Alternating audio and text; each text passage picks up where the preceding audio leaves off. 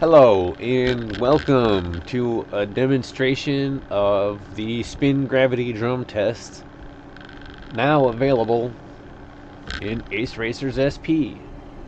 So as you can see here, we have the spin gravity drum test next to the thrust vane drone test, and you just load in here, and there isn't quite as much that you can do. I apologize that the reset location kind of takes the whole place, but let me switch to the warp ship, and I'll just get so you can see what's going on here.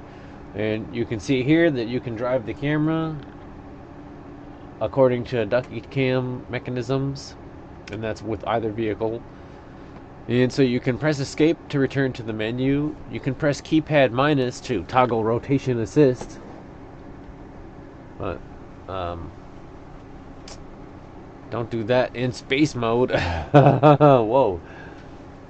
So, my mistake. I'll have to go back in and fix that so that that doesn't apply while in the warp ship.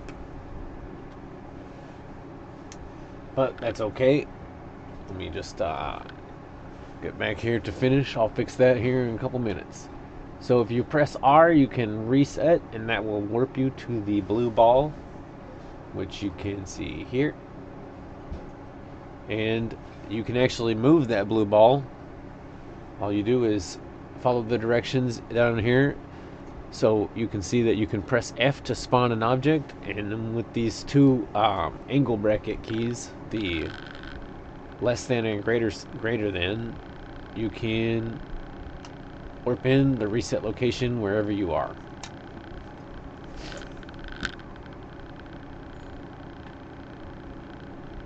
Alright, so then what you do is you, let me get reset here. You can't save anything yet in this. I'm gonna set up a new I'm gonna apply it to all vehicles. So then what you do is you can put some objects down, and you see that while I'm in the space mode here, there is no spinning of the station. It doesn't move. So then you can set up some obstacles here. Alright, so here's some obstacles that I'm going to go try to fly through. And let me get backed out a little bit here, and you can see what the drum looks like. So it's not terribly large of a drum. Here's the planet, here's the drum. And once you switch back to, let me get kind of out here a little ways, the other vehicle, you can see the drum is now spinning. And if I go ahead and hit that reset location, now I pop down here and I'm on the landing pad. And it's quite a challenge to land on the pad. The gravity's not that high. In the regular rock hopper, you'd be able to thrust down to pin to the pad, and that would make it quite a bit easier. But you just, and again, you can move the camera around. You just kind of get going here, and you have to resist the less than lunar spin gravity, and then move through these obstacles. And the drum is spinning away.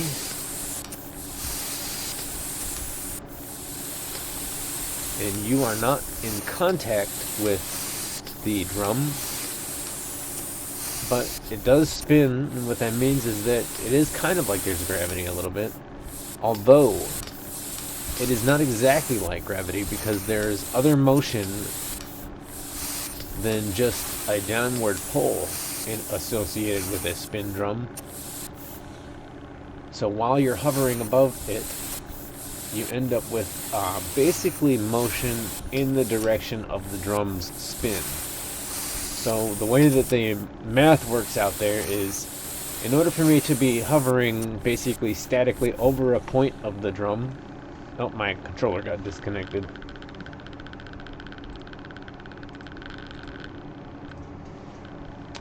Then the vehicle has to be moving in the same direction as that part of that ground, and at the same speed as that ground. But actually, the ship is moving in a straight line, and the ground is moving in a curved line. So the ship will go the same speed as the ground, but the ground will have to go a greater distance than the ship. So even though you're not moving faster than the ground, you do get ahead of the ground a little bit. And I don't know, I haven't been playing long enough to figure it out, but probably going forwards and backwards according to the rotation of the drum has some effects on your trajectory as well. Like you get quite a bit higher up with the same thrust going backwards to the drum.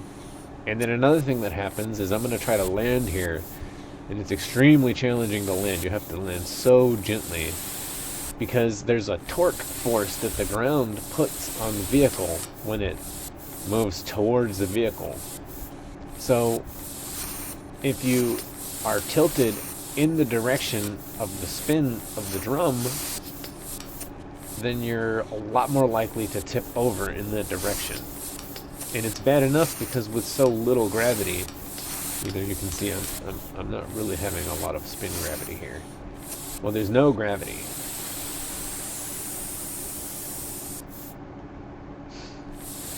But the spin is not producing that much gravity equivalence. And so as a result of that, it's already hard to not bounce off. So let me see if that was gentle enough.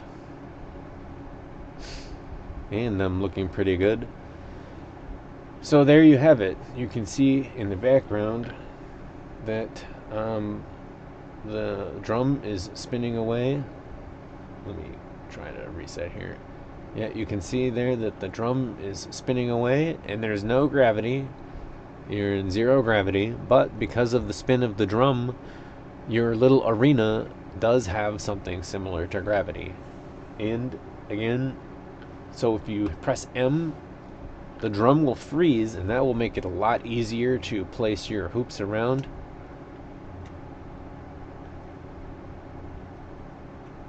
A little clumsy here. So it'll be a lot easier to place your hoops around if the drum is not spinning. And then once the drum gets spinning, even though these aren't touching the drum, all of your objects that you place will rotate with the drum.